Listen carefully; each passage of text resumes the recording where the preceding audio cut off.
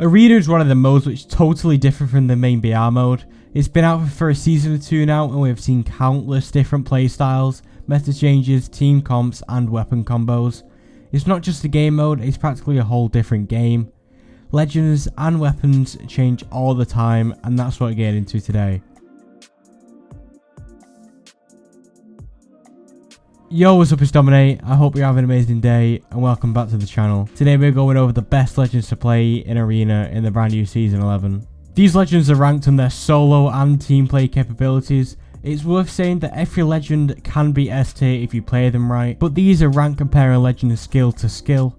We're also a week into the season with the addition of Ashe, so I figured this would be the perfect time to make a video on it. Starting us off in D tier is Caustic. Caustic Gas really isn't as effective as it used to be since he had a nerf a while back. A lot of the maps tend to be open too. There are a lot of building fights too, but you can just walk straight through the gas without the fear of dying in a matter of seconds. The same goes for his ult too. He isn't as good as he used to be when Arenas first came out. He doesn't seem to be a threat, and you shouldn't be afraid of pushing a Caustic, as he's going to do very little with his abilities. His gas cannons are more of a warning and a signal to your team where an enemy is if they set the can off, and that's all Caustic really has going for him. Next up in C tier is Fuse, Mirage and Crypto. Now Fuse overall just seems to be very weak in Arenas. His cluster is his best set of equipment, but isn't always the most useful thing to spend your credits on. His passive isn't that effective, as you need to buy frags which have any use, and the same thing applies about wasting credits. And finally, his ult seems to be very weak. The same situation is in BR, as it's very easy to escape from. It definitely needs a buff and isn't worth the cost in my eyes. I can't stress this enough, Mirage is one of the most fun legends you can play, but overall his kit is very weak compared to some of the other legends in the list. Mirage is much better suited as an Arena legend more than a BR legend. His ultimate is actually decent in Arenas, but I'm not too sure if it's the best thing to spend your credits on.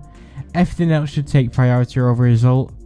I love how you can hear fake footsteps and create a false representation of players, but this can't always be pulled off. People have gotten used to being baited out by Mirage and don't fall for things like this anymore.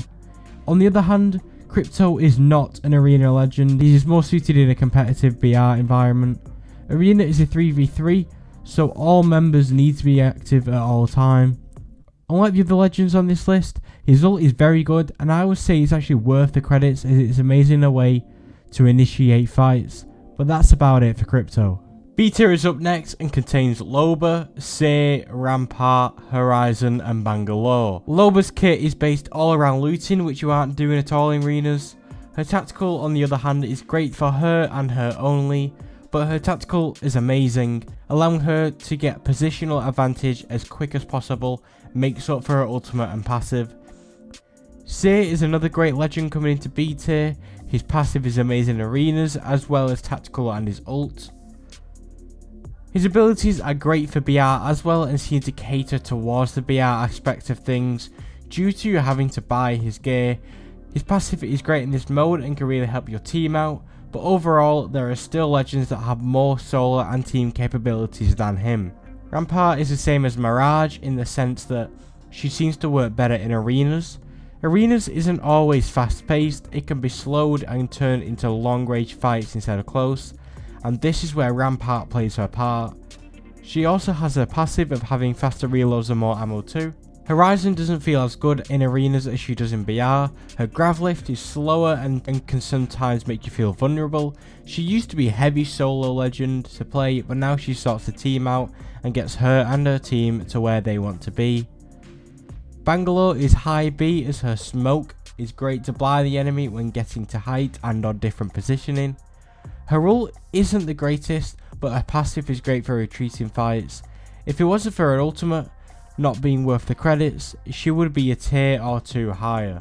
We're getting on to some of the best legends in Arena, and we kick things off with a brand new legend, Ashe, Pathfinder, Revenant, Wraith, Valkyrie and Watson. Ashe is great in Arena, but her ult lets her down.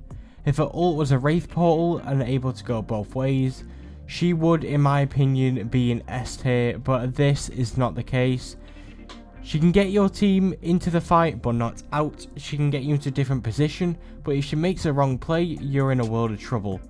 Her tactical is amazing and worth the credits. Stopping the enemy from moving out of a certain position can be a great way to get picks on solo legends. Pathfinder is just above Ash due to his grapple being able to get into the fight and new positions faster than anyone else in the game other than one legend we will get onto shortly. His ultimate is probably one of the best and most viable in the game mode and is worth every credit, but the one thing that lets him down is his passive, because of course you don't want to be scanning beacons in the game. Rev is here and his ult is incredible for pushing the fight, and his tac is a great initiator to start the fight and silence the enemy. I love having a Rev on my team in arenas, as he is so much more useful in arenas than BR in my opinion. Wraith is above Ash due to her ultimate. Wraith ticks every box and her passive can be clutch at times, but not always needed in a game or like arenas. Ultimately, it's her ult allowing you and your team getting from point A to point B in a matter of seconds that puts her here. Valk is here as her movement is amazing. Her ult isn't the best due to in arenas there's only one other team and the maps aren't insanely big anyway. It can sometimes be clutch though. I also love her tactical, as when being on the receiving end of it is a great way to pick and push as a solo enemy players. Finally, Watson is here as her recent buff. Her ultimate has become amazing and it gives out shield much quicker.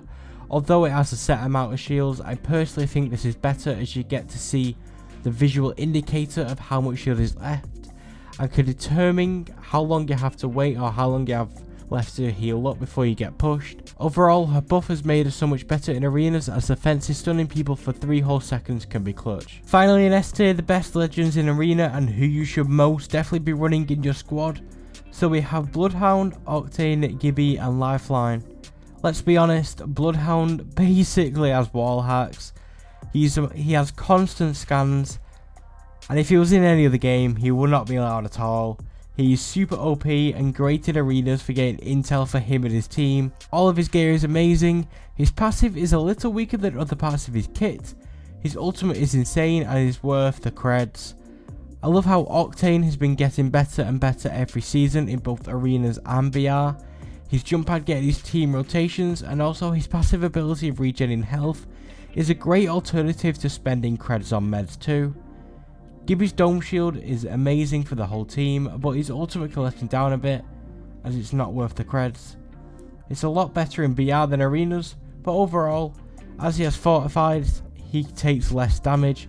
His gun shield is clutch and is overall a great legend to play. Now, Lifeline is here for the whole reason of reviving. She is a great team player and she's the only real healer in the game. Having a healer in a game like arena is clutch, as it can help you save creds on meds and can be spent on other things too, but like some others, her ult isn't much use. It's better to upgrade your weapons with your credits than spend them on her ultimate. Thank you guys so much for watching to the end of the video. If you did enjoy, make sure to go down below and leave a like and subscribe.